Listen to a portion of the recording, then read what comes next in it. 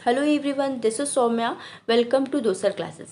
आज स्टार्ट करेंगे हम क्लास 6 केमिस्ट्री का chapter physical quantities and measurement. इसके पहले आप लोग क्लास 6 में भी ये चैप्टर पढ़ चुके हो। अगर कोई चीज़ उसकी क्लियर नहीं है तो पहले आप क्लास 6 का वीडियो देखिए मेजरमेंट वाला, उसके बाद आप यहाँ पर आइए। अब फिजिकल क्वांटिटीज़ क्या होता है? तो physical quantities is a quantity that can be measured. मतलब एक ऐसी क्वांटिटी होती है जिससे हम किसी भी चीज़ को मेज़र करते हैं, जैसे कि एरिया भी मेज़र करते हैं, वॉल्यूम भी मेज़र करते हैं, डेंसिटी मेज़र करते हैं, मास एंड स्पीड जो भी मेज़र करते हैं वो सब फिजिकल क्वांटिटीज़ की हेल्प से ही मेज़र करते हैं। ठीक है। अब हम कहते हैं कि एक पेंसिल है या पेन है आपका, तो उसका लेंथ बताओ। तो लेंथ आप क्या बताओगे? 10 सेंटीमीटर मान लिया, बताया आपने। ठीक। तो उसमें से जो 10 न्यूमेरिकल वाला जो साइड है उसे हम कहते हैं मैग्नीट्यूड, और सेंटीमीटर को हम बोलेंगे यूनिट। आपका सेंटीमीटर भी हो सकता है, मीटर भी यूनिट हो सकता है, किलोमीटर भी यूनिट हो सकता है, कुछ भी यूनिट हो सकता है। ठीक। तो इन दो चीज़ों से मिलकर कोई भी फिजिकल क्वांटिटी एक्सप्रेस होती है। ठीक है। तो हम कह सकते हैं कि मेजरमेंट में दो चीज़ों की रिक्वायरमेंट होती है, एक तो यूनिट एंड दूसरा मैग्नीट्यूड। अब इस चैप्टर में हम लोग एरिया है, वॉल्यूम है, डेंसिटी है, स्पीड है, इन्हीं सब चीज़ों के फॉर्मूले जानेंगे और उसको मेज़रमेंट करने का तरीका जानेंगे और उसी के न्यूमेरिकल देखेंगे। ठीक है। तो आपका पूरा चैप्टर इसी न्यूमेरिकल बेस पर ही है। अब देखो एरिया क्या होता है। तो एरिया क्या है? Amount of surface enclosed by a plane figure. Means एक प्लेन फिगर में कितना सरफेस एरिया है, कितना सरफेस अमाउंट है, वही हमारा एरिया कहलाता है। ठीक है। जैसे कि कोई एक प्लेस है, स्क्वायर में है, ठीक, उसका चारों साइड 4 साइड कितना है? सेम साइज का है, सेम ही साइड है उसका, तो 8 मीटर है। ठीक है। अब हमें कह दिया गया कि स्क्वायर का एरिया फाइंड करिए। तो एरिया ऑफ स्क्वायर का फॉर्मूला होता है साइड इंटू साइड। मीन्स एक साइड आपको लेना है मल्टीप्लाई बाय दूसरा साइड।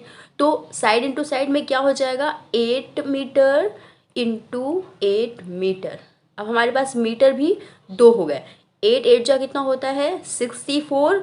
और मीटर मीटर क्या हो जाएगा? Metre square. इस तरह से हम मीटर स्क्वायर, जब 2 मीटर होंगे तो मीटर स्क्वायर लिखेंगे, 3 मीटर हो जाएंगे तो मीटर क्यूब लिखेंगे। ओके। तो इस तरह से हम यूनिट फाइंड करते हैं। एरिया की यूनिट हमें पता चल गई, मीटर स्क्वायर हो गई। अगर हमें रेक्टेंगल का एरिया पता करना है तो क्या करेंगे? Area equal to side into side ना लिखकर लेंथ इंटू ब्रेथ लिखेंगे। लेंथ इंटू ब्रेथ मतलब उसका लेंथ कितना है और ब्रेथ कितना है। तो लेंथ हो गया 5 मीटर और ब्रेथ हो गया 2 मीटर। ठीक। अब ये 2 मीटर हो गया तो हो गया 10 मीटर स्क्वायर। ओके। इसी तरह से हम इस रेक्टेंगल का भी ट्रायंगल का भी एरिया फाइंड कर लेंगे। इसका फॉर्मूला होता है 1/2 बेस इंटू हाइट। ठीक। अब बेस मतलब कोई भी, ये बेस ले लिया आपने, मान लो बेस इसका 5 रखा हुआ है और साइड इसकी साइड इसकी है 2। ओके। तो एरिया क्या हो जाएगा हमारा? 1/2 इंटू साइड क्या है? 5 इंटू 2। तो क्या आएगा? 5 इंटू 2 हो जाएगा 10, और 2 से डिवाइड हो जाएगा ये, तो आ जाएगा हमारा 5 metre square area of triangle. अब हम वॉल्यूम निकालेंगे। तो वॉल्यूम में सिर्फ एरिया से इतना फ़र्क होता है कि वॉल्यूम में हम हाइट को भी लेके चलते हैं। एरिया में सिर्फ दो चीज़ें थी, दो साइड थे, या तो लेंथ था या ब्रेथ था। ठीक। लेंथ और ब्रेथ मिला के था। बट यहाँ वॉल्यूम में हाइट भी चीज़ इंक्लूड हो जाती है। जैसे कि यहाँ पर आप देखो एक पूरा क्यूबॉइड दिया है, ये है क्यूबॉइड और ये है क्यूब। तो क्यूबॉइड में क्या हो जाएगा? एक तो हमारी हो गई लेंथ 13 सेंटीमीटर, एक हो गई ब्रेथ 8 सेंटीमीटर, और हाइट हो गई 5 सेंटीमीटर। ठीक है। अब हमें वॉल्यूम निकालना है क्यूबॉइड का। तो वॉल्यूम ऑफ क्यूबॉइड का फॉर्मूला हो जाएगा length into width into height. सिर्फ हाइट इसमें ऐड हो जाएगा। ठीक है। अब क्या हो जाएगा? लेंथ हमारी कितनी है? 13 सेंटीमीटर। विड्थ कितनी है? तो विड्थ हो जाएगी 8 सेंटीमीटर, और हाइट हो जाएगी 5 मल्टीप्लाई बाई 5 सेंटीमीटर। अब 3 मीटर हो गए हमारे पास, यहाँ यहाँ यहाँ, ये क्या हो जाएगा, मीटर क्यूब हो जाएगा। अब 13 इंटू 8 इंटू 5 हो जाएगा 520 सेंटीमीटर क्यूब। क्लियर हो गया। तो इस तरह से हम वॉल्यूम निकालेंगे। अगर हमको फाइंड करना है क्यूब, ये तो क्यूबाइड हो गया, अगर क्यूब का एरिया वॉल्यूम फाइंड करना है तो यहाँ पर हो जाएगा वॉल्यूम ऑफ क्यूब। तो क्या हो जाएगा, side into side into side, मतलब 3 टाइम्स साइड हम लिख सकते हैं इसको, या फिर 3 इंटू एल लिख सकते हैं। ओके, क्योंकि तीनों सेम है यहाँ पर। तो 4 सेंटीमीटर और 4 सेंटीमीटर, 3 टाइम्स सेंटीमीटर आया तो सेंटीमीटर क्यूब हो जाएगा, और 4 4 4, तो ये कितना हो जाएगा, 64 सेंटीमीटर क्यूब। ये हो जाएगा आंसर। तो इस तरह से हम वॉल्यूम फाइंड करते हैं। क्वेश्चन आपका किसी भी बेसिस पे आ जाए, किसी भी तरह से पूछ लिया जाए, हो सकता है पूछ लिया जाए एक बुक का लेंथ इतना है, ब्रेथ इतना है, हाइट इतना है, तो उसका वॉल्यूम निकालिए। हो सकता है पूछ लिया जाए पीस ऑफ आयरन का लेंथ इतना है, ब्रेथ इतना है, हाइट निकालिए। तो आप किसी भी फॉर्म में क्वेश्चन हो, अगर आपको वॉल्यूम देखना है, वॉल्यूम निकालना है, हाइट की भी बात की गई है, तो वहाँ पे आप इजीली निकाल सकते हो। क्लियर। अब हम लोग बात करेंगे न्यूमेरिकल्स, कुछ न्यूमेरिकल्स देख लेते हैं। ओके, जैसे क्वेश्चन है, calculate the volume of book which 24 centimetre length है, 15 सेंटीमीटर ब्रेथ है और 1 सेंटीमीटर हाइट है। ठीक है, अब इसको दो फॉर्म में आंसर निकालना है, एक तो सेंटीमीटर क्यूब में निकालना है और एक मीटर क्यूब में निकालना है। ठीक है, तो हमें क्या सबसे पहले करना है, वॉल्यूम ऑफ बुक भाई देखो, लेंथ है हमारा, ब्रेथ है, दोनों अलग अलग दे रखा है, हाइट भी अलग दे रखा है, तो इसका मतलब रेक्टेंगल बुक है। क्लियर। अब रेक्टेंगल का वॉल्यूम क्या होता है, तो L into B into H. L की जगह हमने लिख दिया 24 सेंटीमीटर, ब्रेथ की जगह हमने लिख दिया 15 सेंटीमीटर। अब जो हाइट है वो 1 सेंटीमीटर है, वो हमने 1 सेंटीमीटर लिख दी। आंसर क्या आ जाएगा हमारा, 24 को 15 से मल्टीप्लाई करेंगे 360 आ जाएगा, और सेंटीमीटर सेंटीमीटर सेंटीमीटर 3 टाइम्स लिखा हुआ है, तो सेंटीमीटर क्यूब। आंसर हो जाएगा 360 सेंटीमीटर क्यूब। ये तो हो गया हमारा ए वाला आंसर। दूसरे आंसर की बात करें तो हमें निकालना है मीटर क्यूब में। तो यहाँ पर हमको पहले जो चीज़ यहाँ पर सेंटीमीटर में दी है उसको मीटर में कन्वर्ट करनी होगी।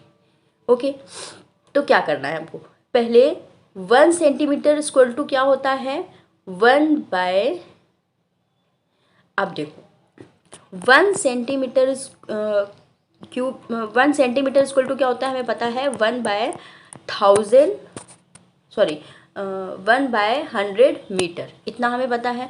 अगर यहाँ पर क्यूब की बात की गई है तो 1 सेंटीमीटर क्यूब की बात की गई है, इसका मतलब हम यहाँ पर क्या लिखेंगे, इधर 1 by 100 into 1 by 100 into 1 by 100, 3 times हमने 1 बाय 100 लिखा। अब ये मल्टीप्लाई अगर इनको तीनों को करेंगे तो कितना हो जाएगा, ये हमारे 60 आ जाएंगे आगे, 1 बाय 160। ठीक है, तो हम इसको जब भी कभी इस फॉर्म में प्रेजेंट होता है, कोई भी डेटा इस फॉर्म में प्रेजेंट होता है, तो हम उसको 10 की पावर जितने भी ज़ीरो हैं, अगर नीचे है ज़ीरो तो उनको माइनस लगा के लिख देते हैं।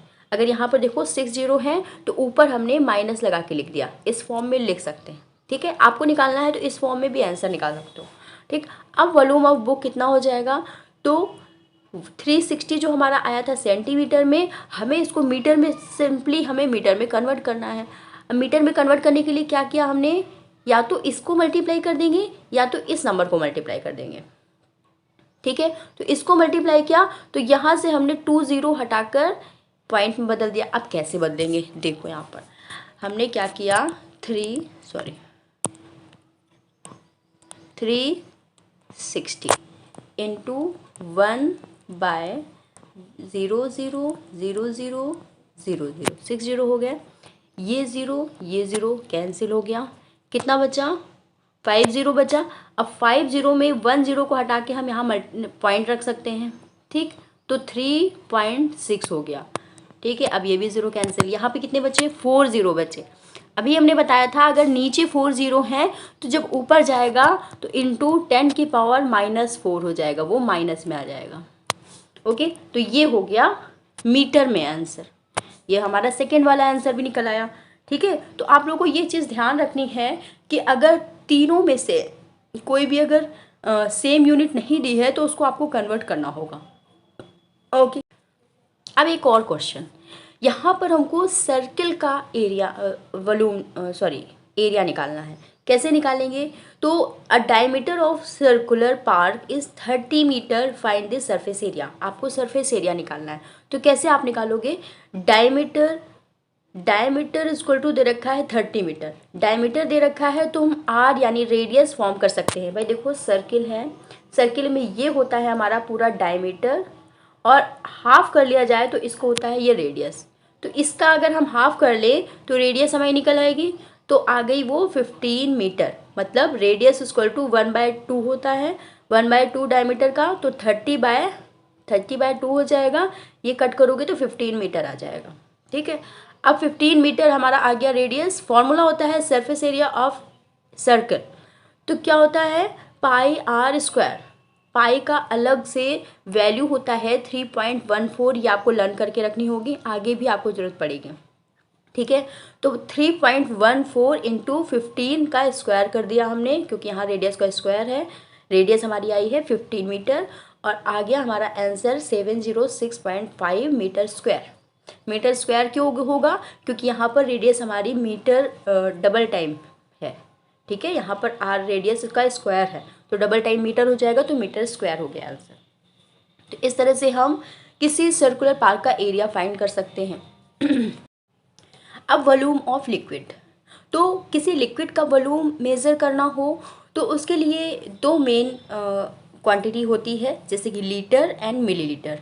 ठीक है, ज़्यादा यूज़ में आती है। जैसे आप लोग मार्केट गए मिल्क लेने के लिए तो 1 लीटर मिल्क लेके आए, उसमें पैकेट में लिखा होगा 1 लीटर, है ना। तो 1 लीटर क्वांटिटी आपकी ज़्यादा हो गई। अगर आप डॉक्टर के पास से कोई सिरप लेके आए हो और उन्होंने बताया है कि 5 ml लेना है या 2 ml लेना है, तो वो कितनी थोड़ी सी क्वांटिटी हो गई।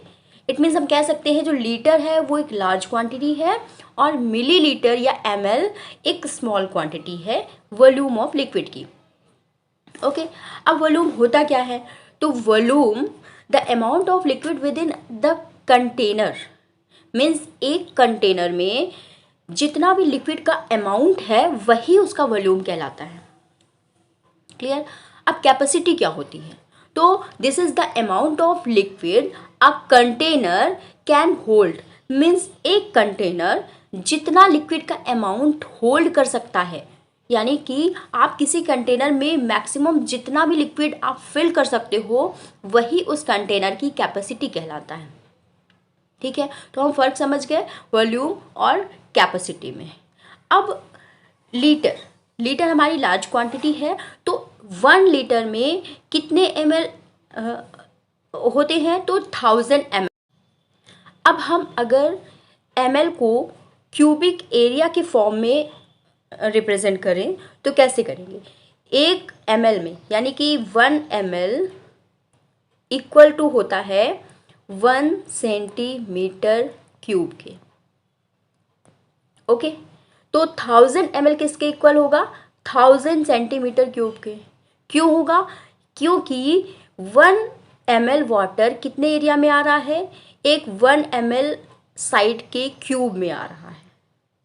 ठीक है, अगर हम इसका वॉल्यूम फाइंड करेंगे, इस क्यूब का वॉल्यूम फाइंड करेंगे जिसका साइड 1 सेंटीमीटर है, तो क्या आएगा? 1 centimetre into 1 centimetre into 1 centimetre, तो क्या हो जाएगा? 1 सेंटीमीटर क्यूब। ठीक है, तो इसलिए हम 1 लीटर इक्वल टू 1000 ml भी लिख सकते हैं और 1000 सेंटीमीटर क्यूब भी लिख सकते हैं। ओके, अगर हम 1 मीटर क्यूब की बात करें तो हो जाएगा 1000 लीटर। ओके, तो इस तरह से आपको कन्वर्जन ध्यान रखने हैं। अब हम लिक्विड को किस किस डिवाइसेस से मेज़र करते हैं ये हम जानेंगे।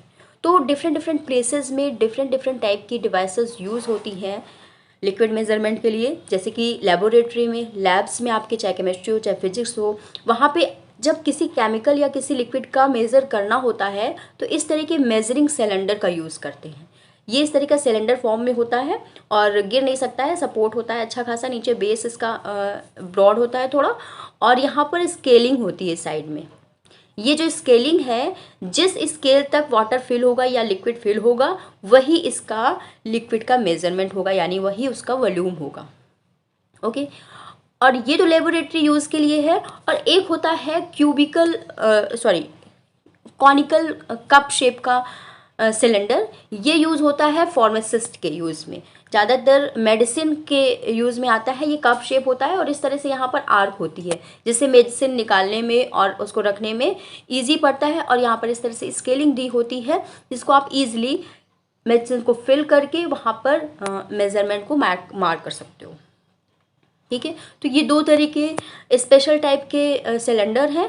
और दूसरा आप लोगों ने डेली यूज़ में देखा होगा, बीकर का यूज़ होता है। ठीक है, मेजरिंग बीकर या फिर कोनिकल मेजरिंग बीकर। तो इस तरह का बीकर तो आप लोगों के लिए बहुत इजी होगा देखना। मिल्क लेने जाते हो कभी, जो इस तरह के बीकर से वो नापते हैं और फिर देते हैं। जब आपको चाहिए होता है 1 लीटर तो वो 1000 ml वाला बीकर लेते हैं, और जब उन्हें आपको हाफ लीटर चाहिए होता है तो हाफ लीटर वाला वो लेते हैं। और इसके अलावा भी बहुत से साइज़ होते हैं, छोटे 100 ml के भी साइज़ होते हैं, 200 ml का भी साइज़ होता है, और इससे बड़ा भी साइज़ 2 लीटर तक का भी साइज़ भी होता है।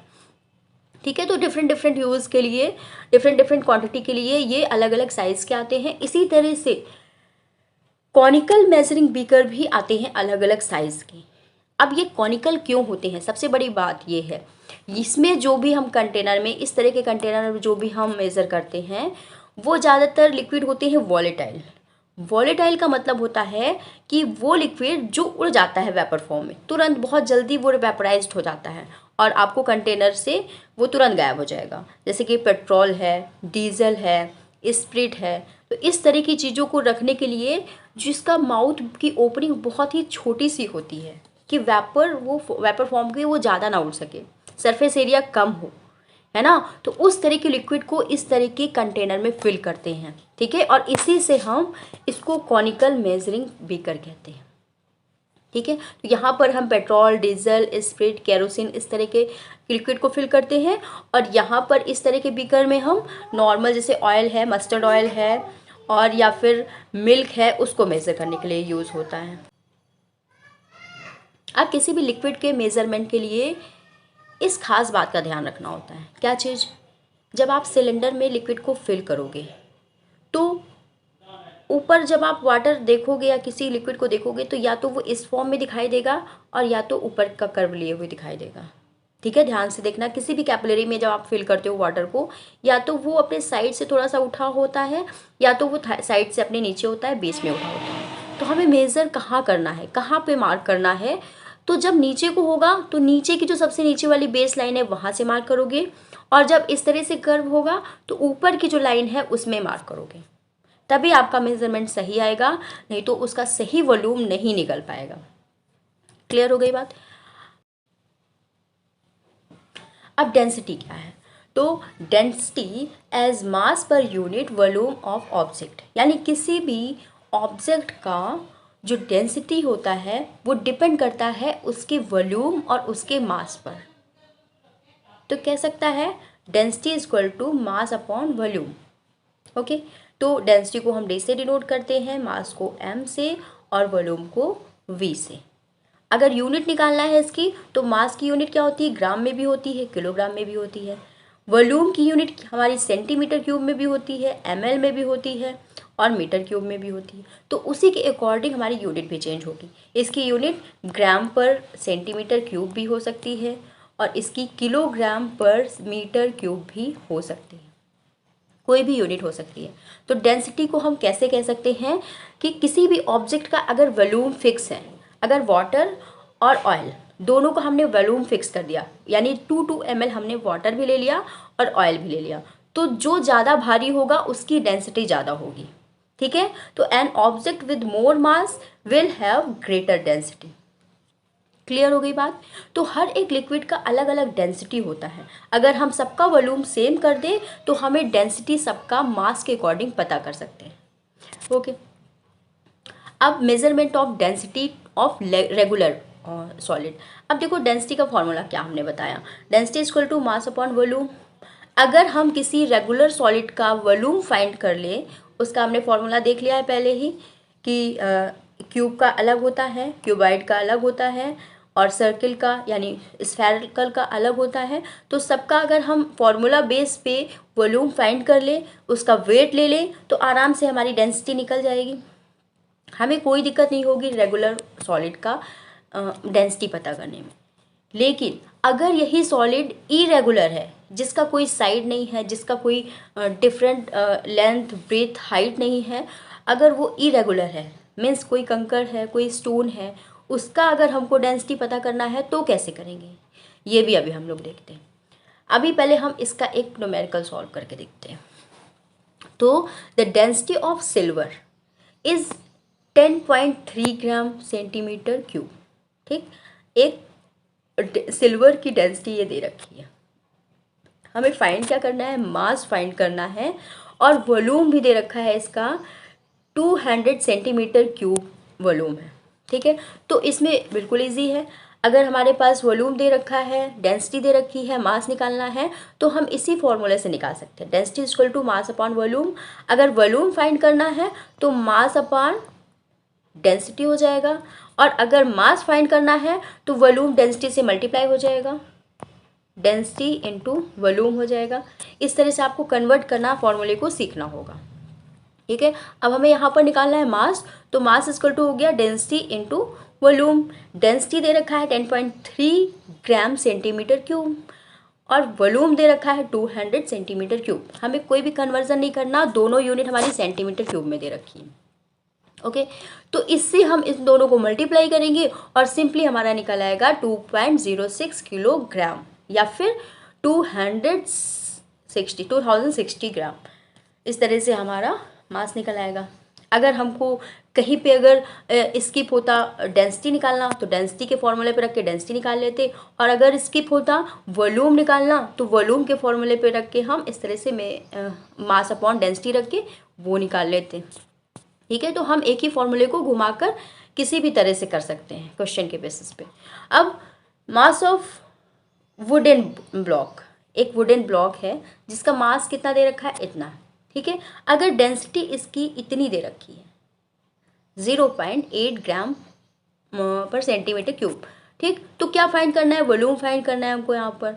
तो क्या करेंगे, सिंपल हमारा फॉर्मूला है density equal to metre mass upon volume. अब वॉल्यूम को हमने इधर किया, मास अपॉन डेंसिटी हो गई, डी हमारा इधर आ गया। ठीक, तो मास दे रखा है हमारा 56 ग्राम, और वॉल्यूम दे रखा, सॉरी डेंसिटी दे रखी है 0.8 ग्राम सेंटीमीटर क्यूब। ठीक, अब इन दोनों को हमने सॉल्व किया तो आ गया 70 सेंटीमीटर क्यूब।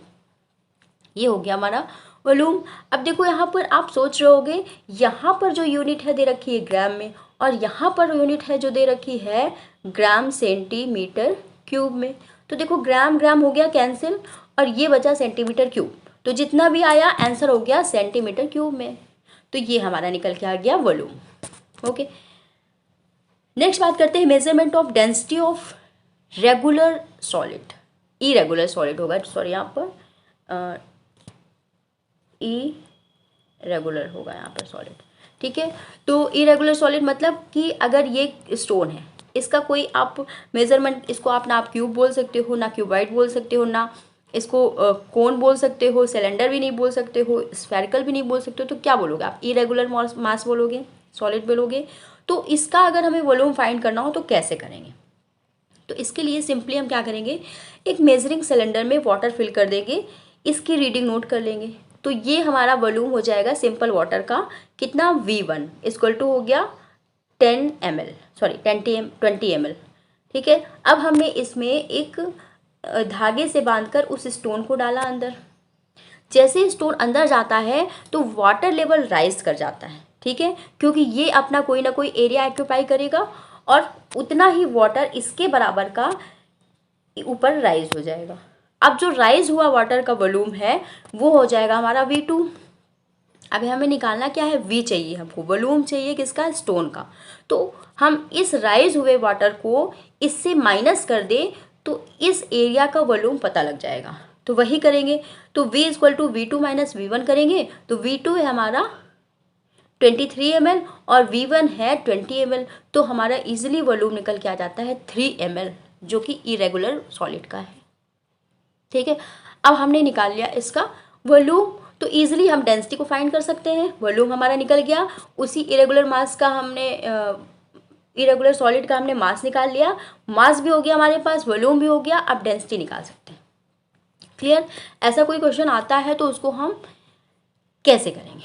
देखो, एक मेजरिंग सिलेंडर है, ठीक, कोनिक, इसमें कंटेन वाटर फिल है कितना, 22 ml वाटर फिल है, यानी ये हमारा क्या हो गया, V1 हो गया, V1 हो गया 20 ml। ठीक, अब वाटर लेवल राइज कर रहा है, कितना, 30 ml राइज कर गया, ये हो गया हमारा V2, ये है V1। ठीक है, तो V2 हो गया हमारे पास, V1 हो गया। अब कैसे राइज हुआ है, तो when a piece of copper is completely emerged मतलब इसमें फिल कर देना, अंदर डाल देना, in it find the volume of copper piece. एक तो सेंटीमीटर क्यूब में फाइंड करना है और एक मीटर क्यूब में फाइंड करना है। तो कैसे करोगे आप, आपने पहले तो वॉल्यूम निकाल लेना है, V2 माइनस V1 करके वॉल्यूम निकाला आपने 8 ml, कैसे, 30 ml से माइनस किया 20 ml को, 22 ml को, तो आ गया हमारा 8 ml का वॉल्यूम। अब क्या करना है, ये हमारा किस में हो जाएगा, 8 सेंटीमीटर क्यूब में आंसर। इसी को हमें क्या करना है, मीटर क्यूब में कन्वर्ट करना है। तो मीटर क्यूब में कैसे कन्वर्ट करेंगे हम, हमें पता है 1 मीटर में कितने सेंटीमीटर होते हैं, 100 सेंटीमीटर होते हैं। हमें पता है 1 मीटर में 100 सेंटीमीटर होते हैं। ठीक है, और 1 सेंटीमीटर में कितने मीटर होंगे, तो 1/100 होगा। अब यहाँ पर क्यूब में बात की गई है तो 1/100 इंटू 1/100, 3 टाइम हमने लिखा। अब इसे लिखने के बाद क्या करेंगे, इनको मल्टीप्लाई कर देंगे तो क्या हो जाएगा, 1/00000 यानी 6 जीरो हो जाएंगे, 6 जीरो नीचे हो गए, यानी हम ऊपर लिख सकते हैं 10 की पावर -6। तो डायरेक्ट हमने 8 से मल्टीप्लाई करके 10 की पावर -6 की फॉर्म में लिख लिया। तो आंसर हमारा हो गया मीटर क्यूब में भी और सेंटीमीटर क्यूब में। तो ऐसे कन्वर्जन आपको आने चाहिए। ठीक है, सीखना है आपको, प्रैक्टिस करना है।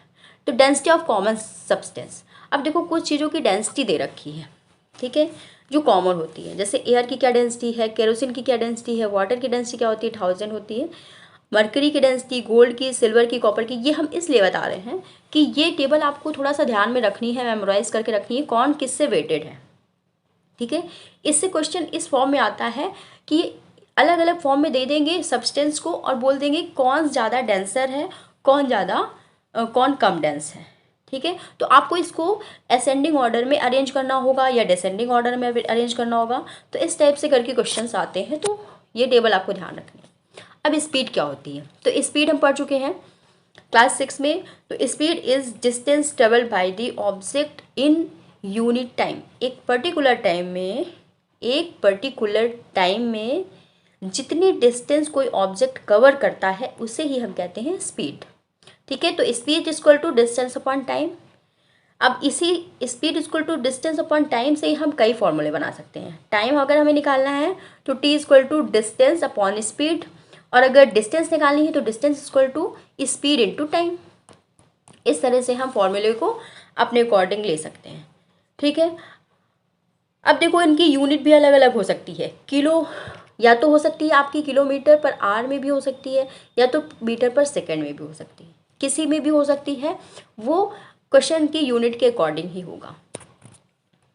ओके, अब एक न्यूमेरिकल देख लेते हैं। तो एक कार ट्रेवल्स ए डिस्टेंस, इतना डिस्टेंस कवर कर रही है एक कार, ठीक, कितने घंटे में, 3 आवर में कवर कर रही है।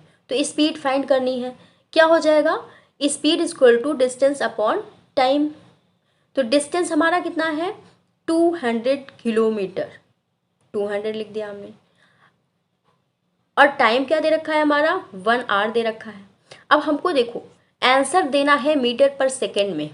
जब मीटर पर सेकेंड में हमको आंसर देना है तो क्या करना होगा, किलोमीटर को मीटर में कन्वर्ट करना होगा और आर को कन्वर्ट करना होगा मिनट में। ठीक, तो किलोमीटर को जब मीटर में कन्वर्ट करेंगे तो क्या हो जाएगा, 1000 से मल्टीप्लाई कर देंगे, और जब आर को कन्वर्ट करेंगे तो 3R है तो 3R में 16 to 60 कर देंगे तो हो जाएगा हमारा वो सेकेंड में।